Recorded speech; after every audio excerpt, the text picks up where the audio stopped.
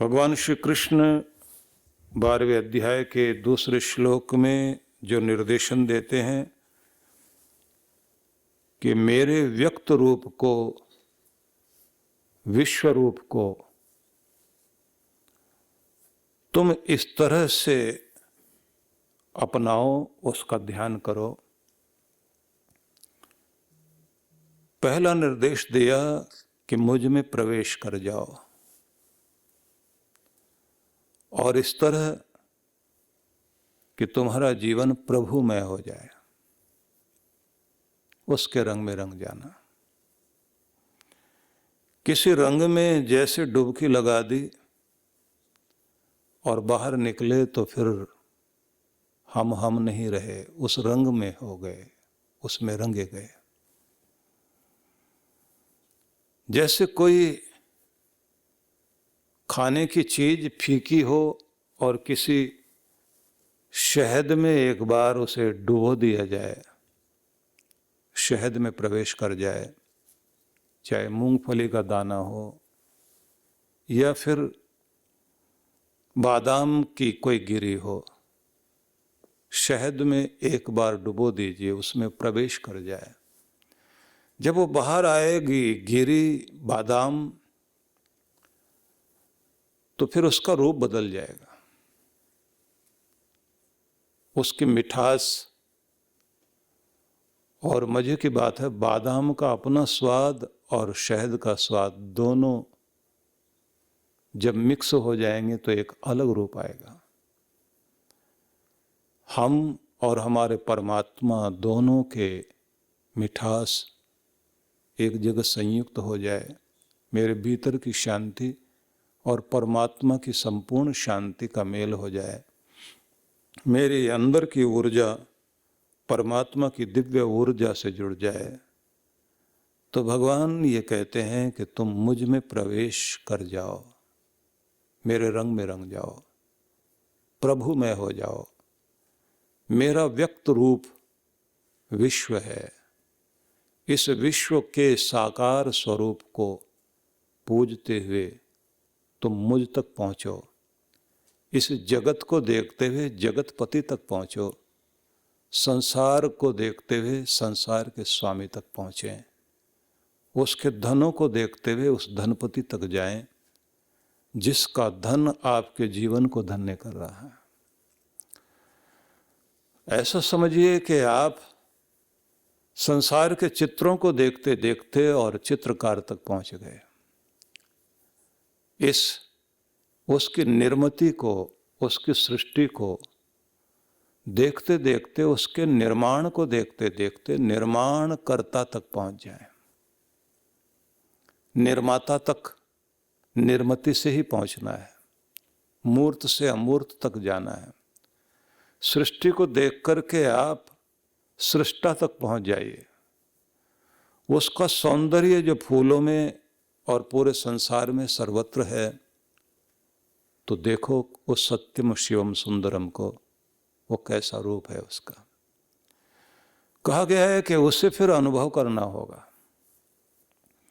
आप जब शहद में डुबोकर बादाम को मुख में रख रहे थे तो आपने आकार तो देख लिया उसका, बादाम भी देख लिया, शहद भी देख लिया, लेकिन अनुभूति नहीं हुई। सिर्फ देखा है कि ये है, रंग रूप आकार आपने देख लिया। अब अनुभूति करनी है तो फिर उसको चबाना पड़ेगा, और चबाना है तो फिर लिक्विड फॉर्म में लाना पड़ेगा। जैसे वो रस बन जाएगा, बस वहां से महसूस होगा, ये है स्वाद। आप लिक्विड फॉर्म में आ जाइए, पिघल जाइए भगवान के प्रेम में।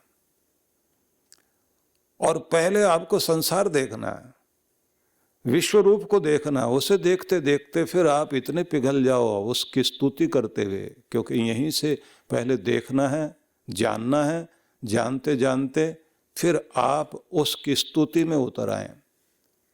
स्तुति है तारीफ करना, कीर्तन करना, उसका एक ही नाम बोलते बोलते बोलते बोलते उसके रंग में रंगते रंगते इतनी मिठास होठों पर आ जाए कि दिल तक घुल जाए, लिक्विड फॉर्म में आ जाओ। और जैसे ही आप इस रूप में आ जाते हैं तो फिर ये ध्यान रखिए कि उस समय आप वो नहीं रहते जो आप होते हैं। अरविंद ने, योगी अरविंद ने कॉस्मिक डांस की चर्चा की और उसमें उन्होंने कहा कि भक्त कीर्तन करता है, नर्तन भी करता है, भजन भी करता है, वो किसी के मनोरंजन के लिए नहीं होता, वो परमात्मा की पूजा के लिए होता है। कोई बच्चा कोई चीज ले मां से और इतना खुश हो जाए, झूमने लग जाए, उछलने लग जाए, वो किसी का मनोरंजन नहीं कर रहा होता, वो मां के प्रति अपने प्रेम को प्रकट कर रहा होता है, देने वाले के प्रति अपने प्रेम को प्रकट कर रहा होता है। इसलिए जितने भी भक्त दुनिया में हुए हैं, अगर वो नाचे हैं या गाए हैं या झूमे हैं, मीरा ने अगर रेत के टीलों पर खड़े होकर नृत्य करना शुरू कर दिया तो वो किसे दिखा रही थी? वो तो प्रेम परमात्मा के प्रति प्रकट करते हुए, जैसे किसी गरीब को खजाना मिल जाए और वो नाच उठे, बस वही रूप था। इसलिए कहा गया है कि तुम विश्व रूप को देखते देखते उस विश्वनाथ तक पहुंच जाओ जो पूरे संसार में सर्वत्र है। और फिर पहुंचना कैसे है? आपने बाहर तो देखा चित्र, अब चित्र देखने के बाद आपको पहुंचना है कि आप उसका रस ले सकें। आप फूलों को देख लें, देखने के बाद जब तक आप उसे स्पर्श ना करें, उसकी सुगंध ना लें, उसके अलग अलग रूपों में सौंदर्य को ना देखें, वो सुबह सूरज की पहली किरण के साथ कैसा लगता है, आकाश में जब बादल हों तो कैसा लगता है, सांझ घिर आए तो उस समय कैसा लगता है, और जब कुछ बूंदें बरसी हों तो उस समय वो कैसा लगता है। वो अलग अलग रूपों में उसका सौंदर्य खिल उठता है। और फिर एक चित्रकार और फोटोग्राफर की दृष्टि से देखिए, देखने वाली नज़र जब आपकी होती है तो आप बहुत आनंदित होते हैं। और अगर आपके अंदर वो मिठास नहीं है तो फिर आपके लिए फूल कुछ भी नहीं है। तो इसलिए अगर आपके अंदर प्रेम है, क्योंकि भगवान ने एक शब्द का प्रयोग किया, श्रद्धया पर्योपेतास्ते, ते वे जो श्रद्धा से परिपूर्ण है, वे ही जिन्होंने अपने मन को भगवान में प्रविष्ट कर दिया, उसके रंग में रंग लिए, और जो नित्य निरंतर ध्यान में लगे हुए हैं, उन्हें कहा गया श्रेष्ठ है वो। उन्हीं को उन्होंने कहा युक्त तमा मतः, मेरे मत में, मेरी दृष्टि में वही श्रेष्ठ ध्यानी, वही योगी हैं। तो बाह्य रूप को देखते देखते अंतर्मुख हो जाइए। इसलिए ये ध्यान रखना कि मंदिर में भी भगवान के दर्शन करते करते एकटक देखिए, भगवान को प्रेम पूर्वक उनकी आंखों को देखिए, उनकी कृपाओं को अपनी तरफ आते हुए देखिए, फिर उनके ज्योतिर्मय स्वरूप को महसूस कीजिए, और फिर आंखें बंद करके उस ज्योतिर्मय स्वरूप को अपने हृदय में धारण कीजिए, और उसी ज्योतिर्मय रूप में महसूस कीजिए कि आपके हृदय में आपके प्रभु विराजमान है। उनका प्रकाश आपके शरीर में फैल रहा है, वह प्रकाश आपकी उंगलियों से होकर आपके कर्म क्षेत्र में जा रहा है। आप महसूस कर रहे हैं मेरे प्रभु की कृपा मुझ पर हुई, अब मैं वो नहीं रहा जो अब तक था, मैं पवित्र हो गया हूँ, मैं धन्य हो गया हूँ, मैं प्रेम वाला हो गया हूँ, अब मुझ में दया और अधिक आ गई है, अब मुझे दूसरों पर तरस आता है, मैं अपना भला चाहता हूँ, अपनी उन्नति चाहता हूँ, लेकिन किसी को गिरा कर नहीं, मैं आगे बढ़ना चाहता हूँ लेकिन चोट पहुंचा कर नहीं। इसलिए प्रेम वाले लोगों ने, स्वामी रामतीर्थ जिस समय प्रोफेसर तीर्थ राम के रूप में थे, वो बार बार एक बच्चों को सिखाते हुए कहते थे, छोटी करो ब्लैक बोर्ड पर लिखी हुई रेखा को, और फिर मुस्कुरा कर देखते थे, न काटना न मिटाना, छोटी करो, और उसी के साथ में एक ऊपर बड़ी रेखा खींचकर कहते थे देखो छोटी हो गई है। और फिर ये समझाते थे कि मेरे सभी छात्रों ध्यान से सुन लो, किसी को भी छोटा करना चाहते हो तो एक ही तरीका है, खुद को बड़ा कर लो। काट के छोटा किसी को नहीं कर सकते, तुम छोटे हो जाओगे। तुम्हें तो अपनी लकीर लंबी करनी है, तुम उस जगह पहुंच जाओ। ये ध्यान रख लीजिए कि वही विद्यार्थी पढ़ते पढ़ते जिस समय जॉब करने के लिए जाएगा और उसको ये ध्यान रहेगा कि मुझे अपनी लकीर लंबी करनी है, दूसरे काम करते नहीं करते मुझे कोई लेना देना नहीं है, मैं कितना अच्छे से काम करता हूं, मुझे मालिक के पीछे नहीं घूमना, मालिक को अपने पीछे घुमाना है। बॉस मेरे पीछे घूमना चाहिए, उसको मेरी जरूरत महसूस होनी चाहिए, उसे लगना चाहिए कि काम का एक ही आदमी है, उसे लगना चाहिए इसके बिना मेरा काम नहीं चल सकता, इसकी मुझे जरूरत है। और कमाल यह है कि जैसे फूल को उसकी सुगंध उसका परिचय देती है, ऐसे आपका काम का परिचय दुनिया में अपने आप जाएगा। बड़ी कंपनियां ढूंढ के लेकर जाती हैं वहां से कि इस कंपनी में ये आदमी बहुत बढ़िया है, ये यहां नहीं रहना चाहिए, ये हमारे यहां होना चाहिए, वो लेके जाएंगे अपने यहां। इसलिए जब तक आप अपने आप को योग्यतम नहीं कर लेते तब तक आप भटकते रहिए, किसी की लकीर छोटी करने में लगे रहिए। और मजा वही है वो जो शायर ने लिखा, तू जो औरों की तरफ करता अंगुस्त नुमाई, उंगली उठाता, तू जो औरों की तरफ करता अंगुस्त नुमाई, देख ये 3 झुकी हैं तेरी तरफ। 3 तो हमारी तरफ अपने आप आ गई। अपने मन को देख, अपने वचन को देख, अपने कर्म को देख, उंगली उठाने वाले। प्रेम वाला व्यक्ति लगातार अपने आत्म विकास में लगा हुआ है, बढ़ा रहा है अपने आप को। प्रेम वाला व्यक्ति हर जगह एडजस्ट करता कराता है। और असंतुष्ट व्यक्ति की समस्या यही है, एडजस्ट करना बड़ा मुश्किल है। कृष्ण भगवान ने हमें समझाया कि तुम विश्व रूप में मुझे देखते हुए प्रभु में हो जाओ, मेरे रंग में रंग जाओ, मुझ में प्रवेश कर जाओ। मय्या आवेश्य मनो, अपने मन को मुझ में आविष्ट कर दो। ये माम नित्य युक्त उपासते, और नित्य प्रति नित्य निरंतर जो अपने ध्येय में लगे हुए हैं, उपासते उपासना कर रहे हैं, और उपासना करते करते निकट आ गए हैं, और उनका भजन कीर्तन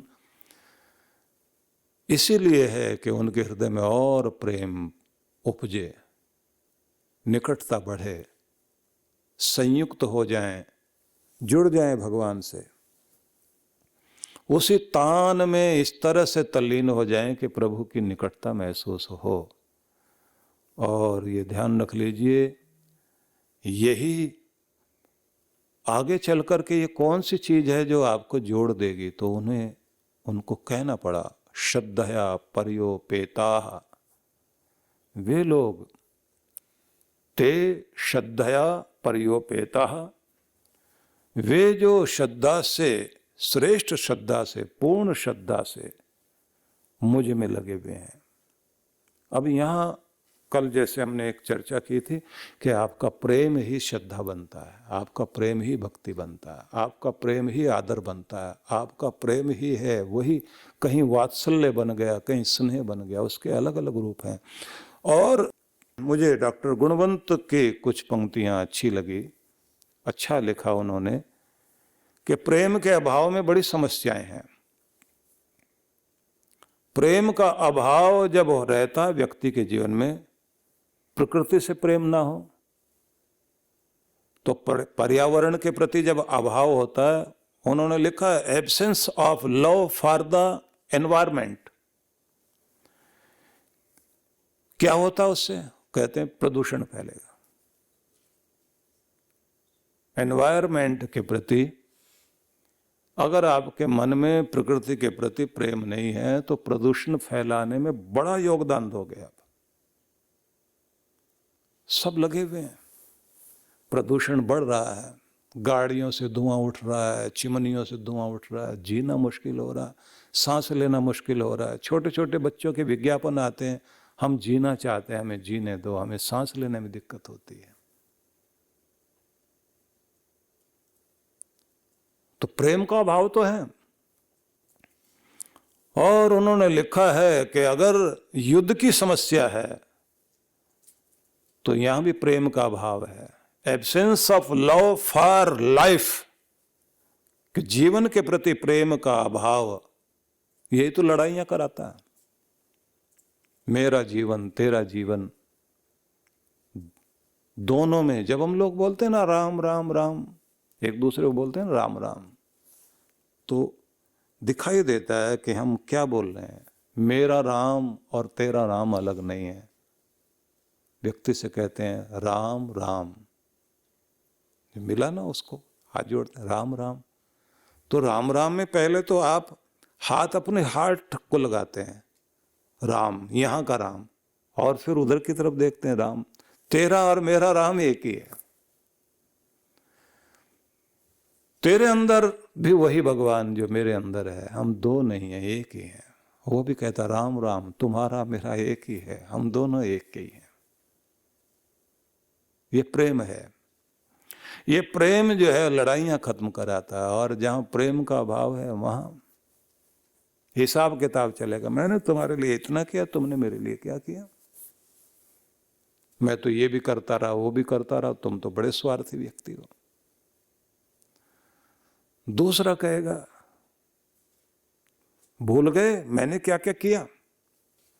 इसी तरह से वो कहते हैं कि समस्त विश्व की समस्याओं के मूल में एक ही चीज दिखाई देती है, प्रेम का अभाव दिखाई देता और अहंकार का प्रदर्शन दिखाई देता। मैं तू तू।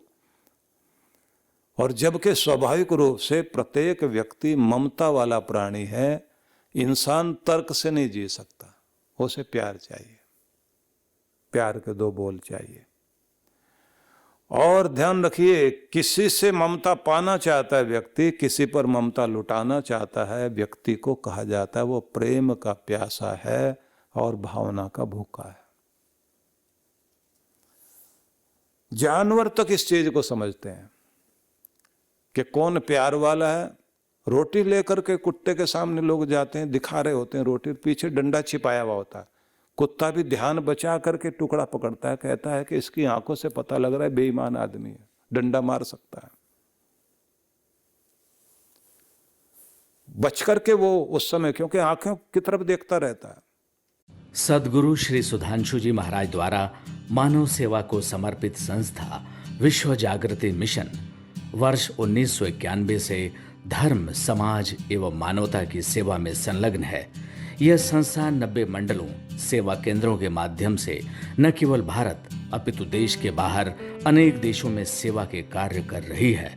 संस्था की स्थापना से लेकर अब तक विगत 30 वर्षों में जहां लोगों को सन्मार्ग पर प्रेरित करने के उद्देश्य से गुरुवर ने 7000 से अधिक प्रवचन दिए हैं, वहीं देश के राज्य की राजधानियों व प्रमुख नगरों में लगभग 40 आश्रम, 25 मंदिर, सत्संग भवन व ध्यान साधना केंद्रों का निर्माण हुआ है।